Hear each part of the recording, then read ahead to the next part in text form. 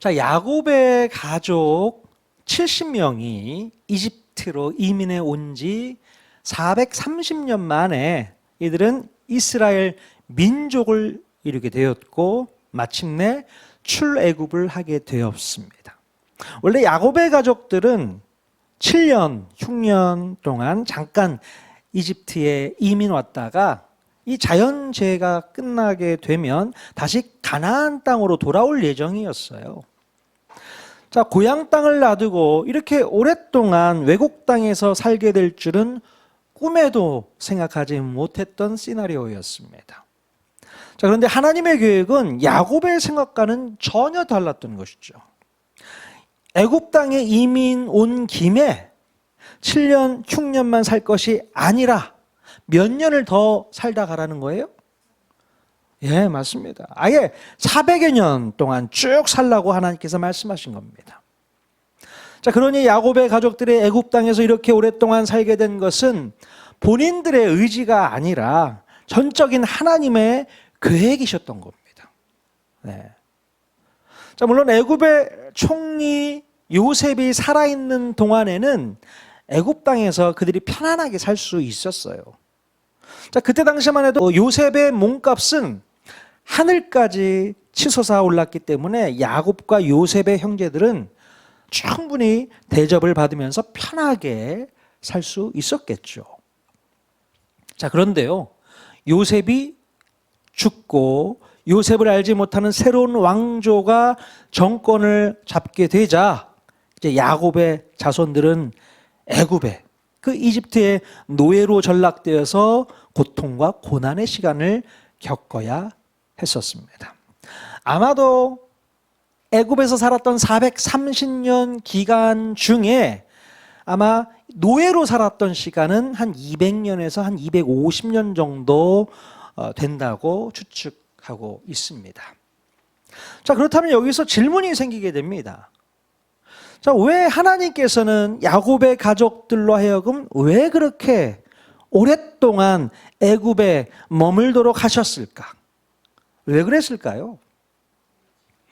잠깐 그때 흉년만 피했다가 돌아오게 하시던가, 아니면 야곱의 아들 요셉 총리가 죽고 나서 요셉의 영향력이 사라지기 전에 고향 땅으로 돌아오게 하셨다면 되지 않았을까요?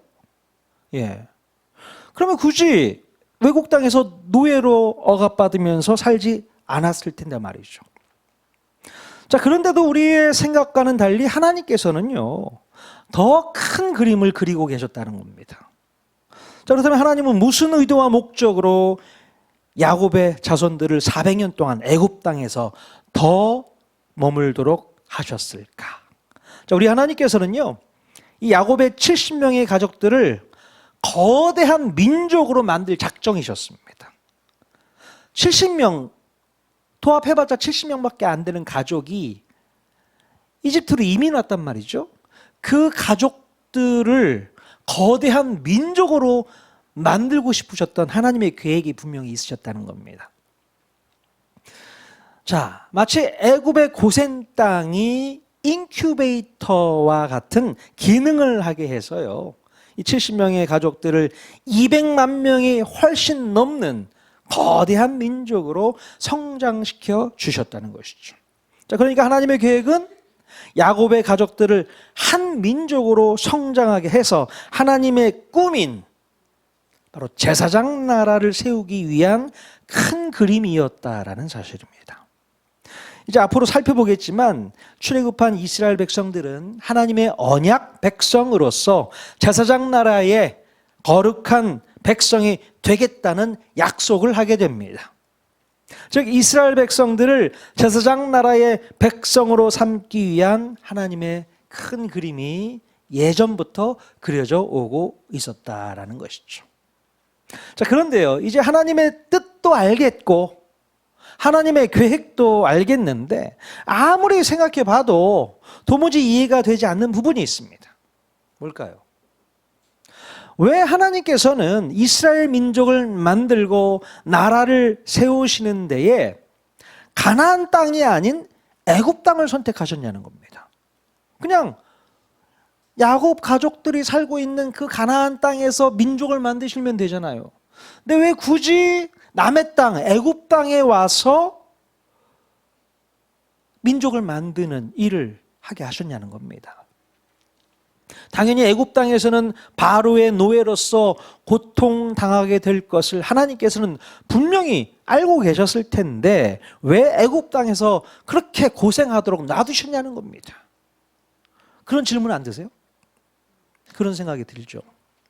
자, 그 이유는 바로 이스라엘 백성들로 하여금 애굽의 제국주의를 온몸으로 경험케 하심으로써 제국주의 국가가 얼마나 악한 나라인지를 깨닫도록 해서 그와 반대되는 앞으로 세워질 제사장 나라의 백성으로서의 자부심을 고취시키기 위한 목적이 아니었을까 싶습니다. 이해가 되십니까?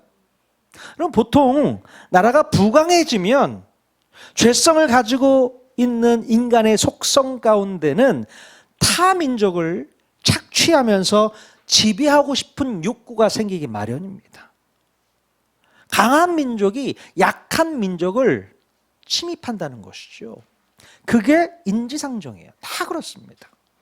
그래서 세계 역사를 보게 되면 지금까지 수많은 민족들이 국경을 넘어서 힘이 없고 약한 타 민족의 국가를 침범하여 착취와 수탈과 또 노략을 일삼게 됩니다. 물론 오늘날에도 제국주의를 표방하고 있는 국가들의 횡포는 여전히 진행 중에 있습니다. 예. 자, 그런데요, 우리 하나님께서 원하시는 꿈과 계획이 무엇이었냐면 나라가 아무리 강해져도 제국주의 같은 거 꿈꾸지 않고 오히려 민족들과 평화를 누리고 이웃들과 나눔을 누릴 수 있는 그런 나라를 세우기를 원하셨던 겁니다. 이게 하나님의 꿈이셨어요. 사람들은 제국주의를 가고 싶지만 아니, 나는 그 반대 제사장 나라를 한번 제대로 만들어서 민족들과 평화를 누리고 이웃들과 나눔을 누리는 그런 나라 한번 만들고 싶다. 그게 바로 하나님의 꿈이셨단 말이죠. 자, 그렇기 때문에 이스라엘 백성들로 하여금 제국주의에 대한 꿈을 버리도록 하기 위해서 제국주의 국가 시스템 아래서 고통을 경험케 하셨던 것입니다. 예. 그래서 인간의 죄성이 만들어내는 탐욕이 가득한 나라가 아니라 늘 사랑과 평화와 나눔이 넘쳐나는 거룩한 제사장 나라만을 꿈꿀 수 있도록 하셨던 것이죠. 예. 그래서 이토록 오랜 시간 동안을 돌고 돌아서 오도록 하셨던 것입니다. 이게 하나님의 방법이셨어요. 제국주의 경험해봐. 좀 힘들 거야. 고생스러울 거야. 그래도 네가 경험해봐야만 제사장 나라를 꿈꿀 수 있어. 이게 바로 내가 원하는 나라니까. 자, 그래서 이제 출애굽을 해서 이스라엘 백성들이 시내산 광야에 가게 되면 거기서 하나님과 이스라엘 백성 사이에 언약이 이루어지게 됩니다. 나중에 우리가 살펴보도록 하겠습니다. 자, 그런데요, 이스라엘 백성들에 대한 하나님의 이 훈련 계획은 여기서 끝나지 않습니다. 자, 오늘 그 본문 말씀에 보면 하나님의 또 다른 계획을 우리가 발견할 수 있게 됩니다. 출애굽기 13장 17절 말씀 같이 한번 읽어보겠습니다. 시작. 바로가 백성을 보낸 후에 블레셋 사람의 땅의 길은 가까울지라도 하나님이 그들을 그 길로 인도하지 아니하셨으니 이는 하나님이 말씀하시기를 이 백성이 전쟁을 하게 되면 마음을 돌이켜 애굽으로 돌아갈까 하셨음이라. 네. 이제 이스라엘 민족이 하나님의 마지막 재앙인 유월절을 끝으로 애굽을 나오게 되죠. 애굽의 모든 장자들을 잃게 된 이 이집트의 바로가 이스라엘 민족을 쫓아내게 됩니다. 제발 나가줘. 너희들 때문에 못 살겠어. 제발 나가줘. 예. 이제 이스라엘 민족은 고향 땅 가나안을 향해서 서둘러 가기만 하면 되는 거예요. 얼마나 좋습니까? 이 노예 생활을 다 청산하고 고향 땅, 꿈에도 그리던 조상 땅, 그 가나안 땅을 갈 수 있게 되었으니 얼마나 좋았을까요? 자, 애굽에서 가나안 땅까지 갈 수 있는 제일 빠른 지름길은 지중해 해안선을 타고 이동하는 블레셋 길을 이용하면 되는 것입니다. 예. 아마도 이 길은 야곱의 가족들이 처음에 애굽으로 이동해 왔을 때 지나왔던 그 길이었을 거예요. 자, 그런데 우리 하나님께서는 그 지름길로 이스라엘 백성들을 인도하지 않으시고 18절에 나오는 홍해의 광약길로 돌아 가도록 인도하시게 됩니다. 왜 그런 거예요? 아니, 바로 직진해서 가면 얼마 되지 않는 거리를 홍해의 광약길로 인도하신 하나님, 무슨 이유가 있는 겁니까? 도대체 하나님께서는 왜 지름길을 이용하지 않으시고 광약길로 돌아가게 하셨을까요? 해안선을 따라가는 블레셋 길은 가장 빠르게 이동할 수 있는 길이기는 하지만 무슨 문제가 있다고 얘기하고 있어요? 좀 전에 읽었던 성경 말씀에 블레셋 사람들과 충돌할 수 있기 때문에 그 길을 피하게 했던 것입니다. 지금 이스라엘 백성들은 이제 막 노예 생활을 청산하고 자유의 몸이 되긴 했지만 다른 나라들과 전쟁을 치를 준비가 전혀 되지 않은 상태였습니다. 만약에 그 길로 이동했다가 블레셋 사람들이 전쟁이라도 일으키게 된다면 어떻게 될까요? 이스라엘 백성들이요, 마음을 돌이켜서 애굽으로 돌아갈 수 있다라는 거예요. 아니, 어떻게 애굽으로 돌아간다는 생각을 할 수 있을까요? 에이, 설마 그 노예 생활을 했던 애굽으로 돌아가겠습니까? 이스라엘 백성들이? 돌아갑니다. 이 사람들은요, 나중에 우리가 보면 알겠지만 가나안 땅을 가기 전 가데스 바네아에서 야, 우리 애굽으로 다시 돌아가자, 그런 얘기를 했었던 민족이었습니다. 그러니 하나님께서 얼마나 그들을 잘 알고 계십니까? 전쟁이 치러지게 되면 분명히 이스라엘 백성들은 애굽 땅으로 돌아가자라는 말이 나올 거라는 것이죠. 그래서 아예 처음부터 광약길로 돌리신 거예요. 자, 이스라엘 백성들은 지금 아무런 준비가 되지 않은 상태였기 때문에 절대로 타 민족들과 접촉을 피해야 했기에 시간이 좀 많이 걸리더라도 광약길로 가는 것이 그들에게는 최선이라는 것을 말씀하고 있는 것입니다. 하지만 광약길로 가는 것도 절대로 쉬운 길은 아니었습니다. 광약길로 가는 것은 블레셋의 바닷길보다 거리가 대여섯 배 이상은 되거든요. 한참 뺑뺑뺑 돌고 돌아서 가는 길입니다. 한번 우리 지도를 한번 보여주시기 바랍니다. 자, 라암셋 고센 땅, 이스라엘 백성들이 430년 동안 살았던 땅이 저 고센 땅입니다. 이 고센 땅에서 저 오른쪽 위에 헤브론, 그쪽이 가나안 땅이잖아요. 현재 이스라엘 백성들이 살고 있는 그 가나안 땅으로 가는 길은 지중해 해안선을 타고 쭉 가면 한 일주일이면 갈 수 있는 거리 정도밖에 안 됩니다. 이 길이 바로 블레셋 길이죠. 그런데 저 길로, 블레셋 길로 가게 하지 않고 어디로 가게 했다고요? 홍해를 건너가는 광약길로 이동하게 하셨다는 거예요. 저 밑에 시내산 보이시죠? 그 시내산에서 나중에 하나님과 언약 백성의 계약을 맺게 되고요. 저 광야에서 40년 동안 돌고 도는 그런 시간을 겪게 되는 것을 나중에 또 우리가 볼 수 있게 됩니다. 이 광약길은 낮에는 덥고 밤에는 어떨까요? 밤에는 춥고 마실 물도 없고 시간이 더 많이 걸리기 때문에 그만큼 먹을 식량도 더 많이 필요한 상황이죠. 그렇죠? 근데 아마도 이스라엘 백성들은 빠르게 갈 수 있는 바닷길을 놔두고 왜 광약길로 멀리 돌아가는지 도무지 이해를 못했을 겁니다. 이스라엘 백성들은 그 대단한 애굽도 물리치고 나왔는데 아니 이 블레셋쯤이야 더 쉽지 않겠는가 생각하면서 모세에게 항변했을 확률이 높습니다. 아니 모세 선지자, 도대체 왜 우리가 이렇게 힘들고 어려운 광야길로 가야 됩니까? 아니 금방 일주일이면 갈 수 있는 그 길 가시지 왜 광야로 우리를 뺑뺑이 돌리고 있는 거예요? 항의했을 거예요. 자, 그러나 여러분, 하나님께서는 이스라엘 백성들의 연약함을 너무나도 잘 알고 계세요.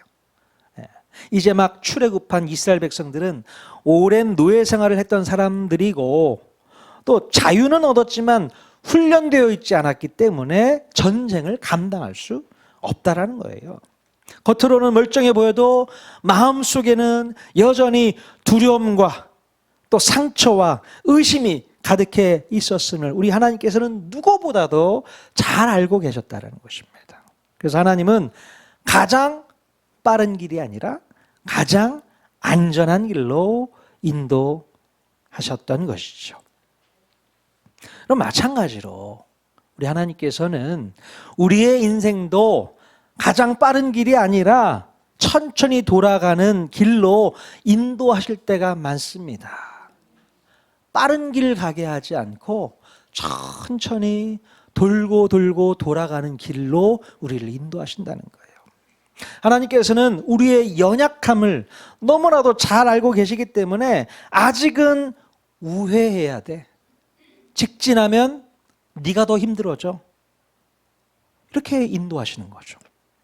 하지만 솔직히 세상의 이치로 따지면 빠른 길로 가는 것이 훨씬 더 효율적입니다. 예? 보통의 사람들은 속도를 아주 매우 중요하게 생각하는 경향이 있습니다. 세상 사람들은 빨리 성공하고 싶고 빨리 출세하고 싶고 빨리 탑을 찍고 싶은 거잖아요. 그죠?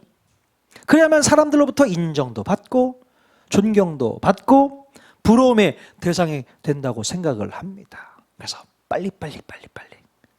예.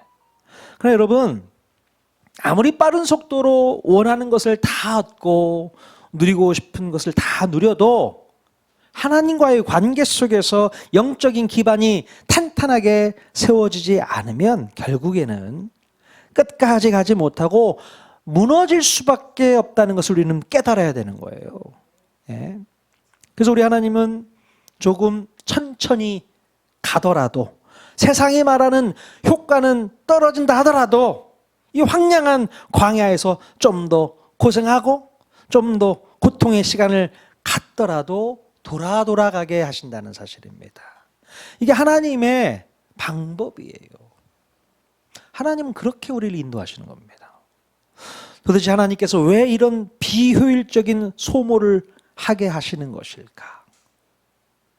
자, 빠른 길로 가게 하시면 시간도 절약되고 물질도 절약되고 오히려 하나님께 영광이 될 텐데 굳이 천천히 가게 하시는 이유는 무엇인가?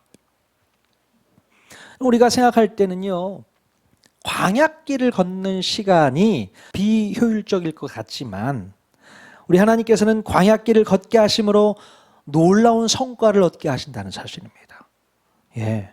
우리 하나님께 생각하실 때 가장 중요한 성과는 바로 하나님과의 관계 정립입니다. 다른 게 아니에요. 세상 사람들이 말하는 것처럼 빨리 출세하고 빨리 성공하는 게 하나님의 목적이 아닙니다. 하나님이 가장 중요하게 여기는 것은 하나님과 우리 인간과의 관계 회복인 줄로 믿습니다. 하나님께서 우리의 인생을 황량한 광야로 돌리셨던 이유는 오직 하나님만을 바라보고 하나님만을 의지할 수 있도록 훈련하시기 위함이라는 사실입니다. 예? 우리 스스로 잔머리 굴리지 않고 세상 것 의지하지 않고 세상의 방법을 따라가지 않도록 하는 방법이 바로 광야의 길로 가게 하신다는 거예요. 근데 우리가 생각할 때는 이 광야길이 우리에게는 여전히 불안함을 주게 됩니다. 남들보다 왠지 뒤처지는 것 같고 또 실패할 것 같고 또 죽을 것 같고 그런 환경이 펼쳐지기 때문에 늘 우리 마음 가운데 불안함이 있는 거예요. 하나님, 저도 좀 빨리 좀 가게 하시면 안 됩니까? 전쟁 나면 그냥 싸워 이길게요. 그런 힘 주시면 되잖아요. 빨리 좀 가게 해주세요. 그런 마음의 소망이 우리에게 있지 않습니까? 주님, 이제 빨리 성공할 때 되지 않았습니까? 출세할 때 되지 않았습니까? 우리 마음 가운데 그런 욕심이 있는데 하나님께서는 그런 욕심 내려놔. 아직 아니야. 천천히 가자. 지금 너에게 중요한 것은 그런 게 아니고 네가 내 마음 가운데 확 들어와 있어야 돼. 너희 마음 가운데 내가 확 들어가 있어야 돼. 네가 하나님만을 바라보고 하나님만을 의지할 수 있는 온전한 훈련이 잘 되어 있어야 돼. 그게 먼저야. 그렇게 말씀하는 거예요. 여러분, 그 길에는, 이 광야길에는 우리 주님이 함께 하시기 때문에 오히려 그 길이 더 안전하다는 것을 좀 깨달을 수 있기를 바랍니다. 안전한 길이 더 좋은 거예요. 주님이 함께 하시는 그 길이라면 안전할 수 있기 때문입니다. 그리고 그 길이 한참 돌아가는 것 같아도 어쩌면 그 길이 가장 빠른 길이 될 수 있다는 사실을 여러분 기억하실 수 있기를 바랍니다. 세상의 눈으로 볼 때는 정말 멀리 돌아가는 것 같은데 아니요. 하나님이 함께 하시면 그 길이 가장 빠른 길입니다. 예. 왜냐하면 그 길을 인도하시는 분은 누구세요? 우리 하나님이시잖아요. 우리 하나님이시기 때문에 그렇습니다. 하나님이 함께 하시면 가장 늦은 것 같아도 그 길이 가장 빠른 길인 줄로 믿습니다. 아멘. 사무엘상 30장 말씀해 보면 다윗의 이야기가 나오게 됩니다. 자, 이때 당시 다윗은 유다 지파의 왕이 되기 전이었고 블레셋 지역의 시글락에서 다윗을 추종하는 무리들과 함께 공동생활을 하고 있을 때였어요. 자, 그런데 어느 날 다윗과 그 일행들이 시글락을 잠깐 비웠을 때에 아말렉 족속들이 그 지역을 쳐들어와서 여인들과 아이들을 포로로 끌고 가고 모든 가축과 좋은 것들을 약탈해가는 일이 벌어졌었습니다. 그러니까 다윗이 없는 동안. 자, 시글락으로 돌아온 다윗과 일행들은 그 현장에서 벌어진 일들을 바라보면서 오히려 다윗에게 돌을 던져 죽이려고 할 정도로 다윗의 측근들은 분노에 차 있었습니다. 다윗의 리더십에 대한 반발이었죠. 우리가 이곳에 있었다면 우리 가족들 포로로 끌려가지 않았을 텐데 너 때문에 그렇다는 거죠. 그만큼 분노가 차오르고 있었던 것이죠. 이때 다윗은 포로로 끌려간 가족들을 찾으러 빨리 서둘렀어야 되잖아요. 빼앗긴 가족들 되찾으러 가야 되는 거 아닙니까? 포로로 끌려갔으니 언제 또 노예로 팔려갈지 모르잖아요. 그래서 그들을 빨리 찾으러 가야 되는 거예요. 자, 그런데 그러기 전에 다윗은 무엇을 먼저 했을까요? 뭘 먼저 했어요? 바로 하나님께 매달려 기도하게 됩니다. 그 바쁜 판국에 기도할 시간이 어디 있어요? 빨리 쫓아가야지. 그런데 다윗은 기도합니다. 다른 추종하는 일행들이 원성이 분명히 있음에도 불구하고 그냥 눈 딱 감고 기도하기 시작합니다. 하나님, 어떻게 합니까? 도와주십시오. 포로들을 되찾을 수 있을까요? 주님께 묻습니다. 기도합니다. 자, 그랬더니 하나님께서 다윗에게 긍정적인 응답을 해주시게 됩니다. 그래, 쫓아가라. 찾을 수 있게 도와주마. 얼마나 좋았을까? 자, 기도의 응답을 받은 다윗은 하나님의 인도하심을 믿고서 이제 포로들을 찾아 나서게 됩니다. 자, 그런데 한참 동안 포로들을 찾던 중에 한 애굽 노예 하나를 들에서 발견하게 돼요. 자, 이 애굽 노예는 무슨 이유 때문인지는 몰라도 사흘 동안 아무것도 먹지도 마시지도 못해서 기진맥진해 있었어. 거의 거반 죽을 것 같은 거예요. 자, 다윗은 그 사람을 보고서 그냥 지나치지 않고요. 바쁜 걸음을 멈추고 그에게 떡과 음료수를 주어서 다시 정신을 차릴 수 있도록 도움을 주게 됩니다. 자, 지금 이 상황도 참으로 아이러니한 상황이 아닐 수 없어요. 이 지금 촌각을 다투면서 아말렉을 쫓아가야 될 긴급한 상황이잖아요. 언제 어느 때 우리 가족들이 노예로 팔려갈지 모르잖아요. 빨리 쫓아가야죠. 빨리 찾아야죠. 조금이라도 지체할 시간이 없습니다. 자, 그런데 다윗은 이 애굽 노예 하나 때문에 시간을 지체하고 시간을 낭비하고 있습니다. 지금은 한시라도 급히 아말렉을 따라가서 포로들을 구출해야 될 상황인 것이죠. 근데 한낱 애굽의 그 노예 하나 때문에 이렇게 시간을 낭비하고 있어서는 안 되지 않습니까? 도대체 다윗은 어쩌자고 느긋하게 이 소년을 상대하고 있었던 것일까요? 아마도 다윗은 다 죽어가는 이 소년이 너무 불쌍해 보였던 것 같아요. 그냥 놔두면 얘는 죽겠다. 그래서 그냥 지나칠 수 없었던 것 같아요. 아무리 바빠도 이 애굽 소년을 무시할 수 없었던 것입니다. 자, 물론 다윗은 사랑하는 가족들을 찾아 나서는 것이 급선무인 것을 잘 알고 있었습니다.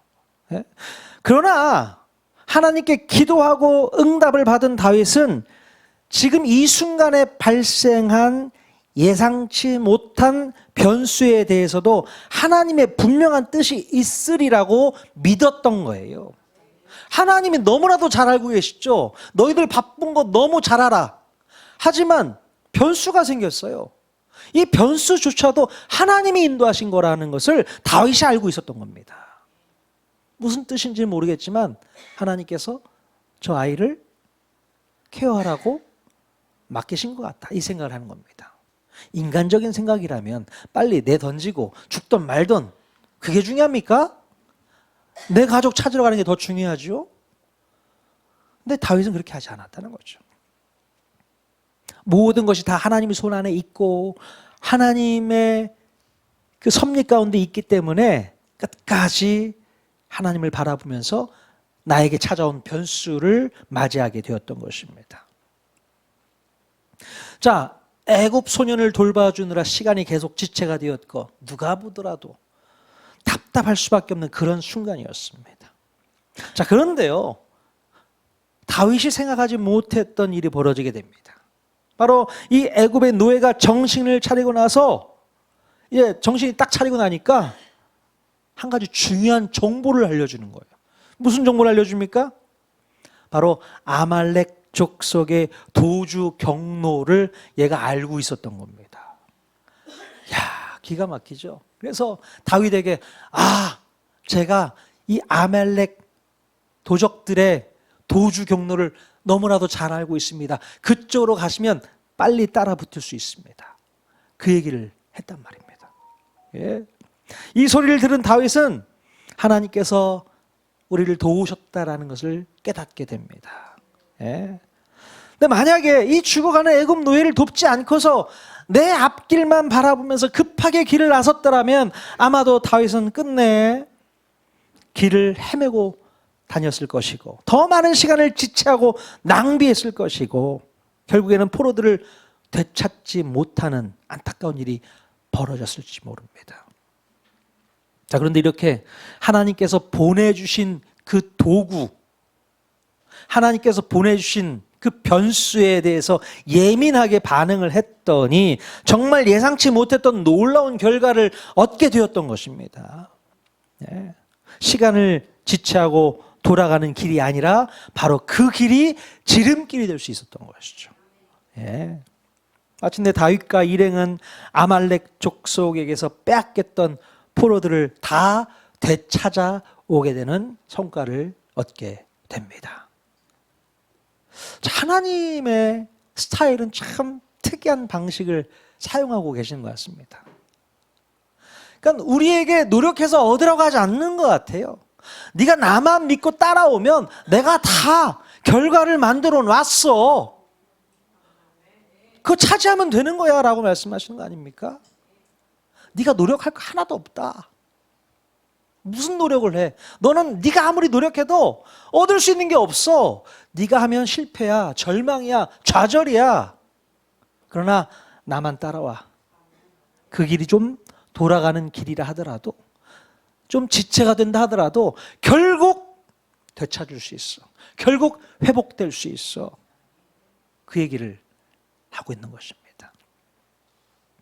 여러분 이렇게 다윗처럼 절체절명의 상황 속에서도 아무리 바쁘고 급해도 모든 것을 주님께 맡기고 기도하면서 나아간다면 내 생각에는 그 길이 비록 돌아가는 길이고 지체가 되는 길이라고 해도 우리 하나님께서는 전세를 역전시켜 주시는 놀라운 결과를 허락해 주시리라 믿습니다. 예.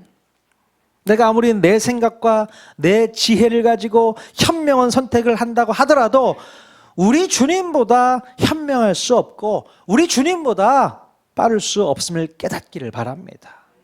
예. 조금은 늦은 듯 해도 조금은 돌아가는 듯 해도 주님께 기도하면서 맡긴 길은 절대로 실패하거나 절망하거나 무너질 길이 아니다. 믿을 수 있기를 바랍니다. 우리 하나님께서는요, 우리들을 척박한 광야길로 내모실 때가 있습니다. 억지로 척박한 길로 가게 만드신다는 것이죠. 그러나 여러분 걱정하거나 두려워하지 마시기를 바랍니다. 하나님께서는 그 길에서도 우리와 함께하고 계신다는 것을 믿을 수 있기를 바랍니다. 오늘 말씀에 우리 출애굽기 13장 21절에도 기록하고 있거든요. 같이 한번 읽어보겠습니다. 시작. 여호와께서는 그들 앞에서 가시며 낮에는 구름 기둥으로 그들의 길을 인도하시고 밤에는 불 기둥을 그들에게 비추사 낮이나 밤이나 진행하게 하시니. 자, 이 말씀에 보면 우리 하나님께서 어떤 식으로 이스라엘 백성들과 동행하셨다고 기록하고 있습니까? 일단 그들 앞에서 먼저 앞장서서 나가셨다는 겁니다. 앞장서 주시는 거예요.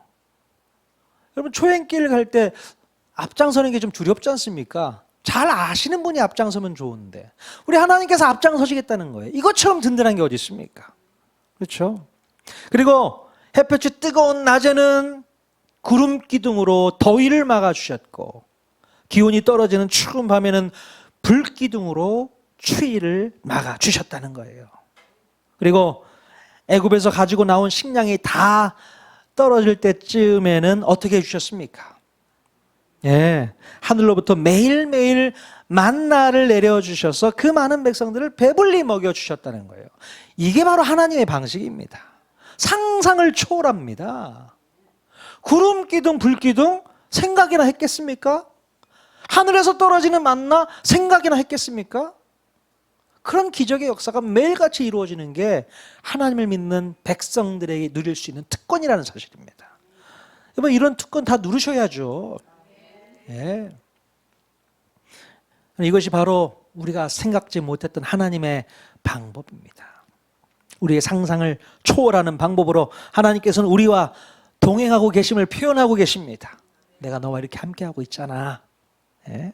하나님께서는 이스라엘 백성들이 광야길을 걸어가면서 이것을 경험하면서 하나님의 살아계심을 온전히 깨닫게 되기를 원하셨던 것처럼 오늘 우리들에게도 하나님의 동행하심을 분명히 믿고 깨닫기를 원하신다는 사실입니다.